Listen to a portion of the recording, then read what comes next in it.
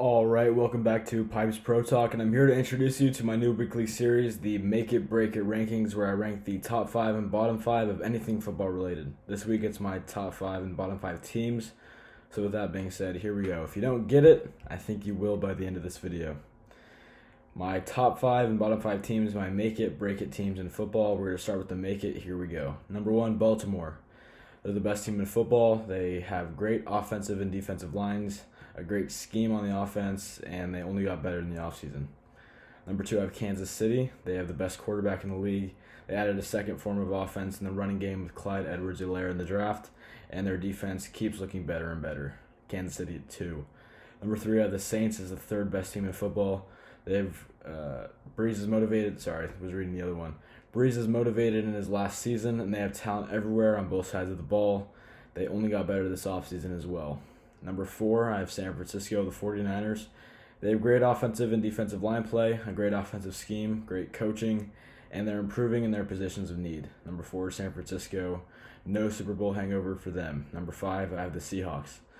They're not great with their offensive and defensive line play, but they will be great everywhere else. Wide receiver, Lockett, Metcalf, running back, Hyde, and Carson, tight end, Will Disley, and Jacob Hollister, and Greg Olsen, linebacker, one of the best groups in the league. Corner, Pro Bowler Shaquille Griffin, Quentin Dunbar, Trey Flowers, safety, Jamal Adams, and Russell Wilson is my MVP pick this year. I love the Seahawks. Seahawks at 5, rounding out the Make It rankings.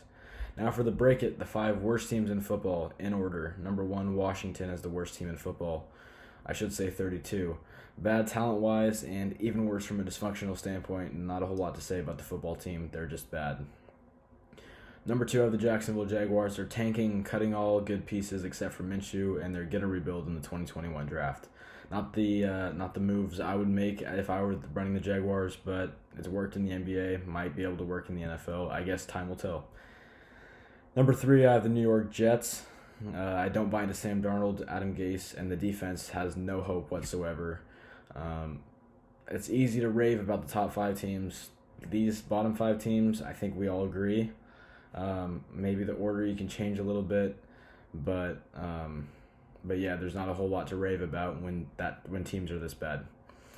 So number 4, I have the Bengals. I think they're good at the skill positions, but they need to draft the not flashy positions: offensive line, corner, and those are the positions that really matter today. They got their quarterback, they got their receivers. Get down, make the not so flashy picks. Number 5, I have the Panthers rounding out my Break It rankings. They're young. Their defense is not there yet, but they have potential from the draft. Matt Rule is the type of guy that comes in and turns programs around. He did it at Temple. He did it at Baylor.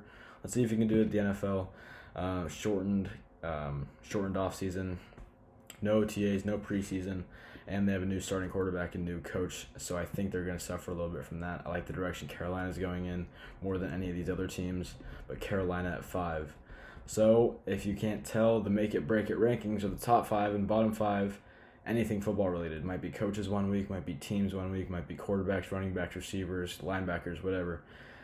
It's my top 5 and my bottom 5 rankings of anything football related. And this was the first edition. Teams going into week 1, my Make It Break It rankings. This has been Pipes Pro Talk. We'll see you next time.